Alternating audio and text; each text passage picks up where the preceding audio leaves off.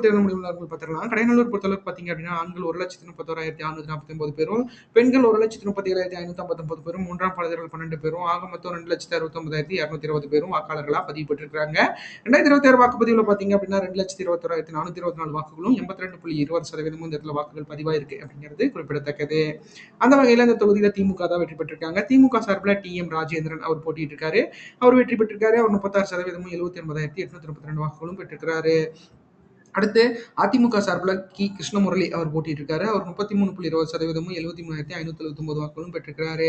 அடுத்து தமிழக வெற்றி கழகம் சார்பில் ஆர்.கே. அப்துல் ஜலீல் அவர் போட்டிட்டு இருக்காரு. அவர் 22.20% 49,254 வாக்குகளும் பெற்றிருக்கிறாரு. அடுத்து நாம் தமிழர் கட்சி சார்பில் அபூபக்கர் சித்திக் அவர் போட்டிட்டு இருக்காரு. அவர் 4.9% 10,965 வாக்குகளும் பெற்றிருக்கிறார் அப்படிங்கிறது குறிப்பிடத்தக்கது. ஆக மொத்தத்தில் திமுக வெற்றி வாக்கு வித்தியாசங்கள் 6,253 வாக்குகளும் 2.80% அந்த தொகுதியில் கடையநல்லூர்ல இருக்கு அப்படிங்கிறது குறிப்பிடத்தக்கது. ஏன்னா இந்த தொகுதி பொறுத்த அளவுக்கு ஒரு நல்ல வாக்குகள் வந்து திமுக பெற்றிருக்கு. அந்த வகையில கடையநல்லூர் கடந்த 5 தேர்தலில்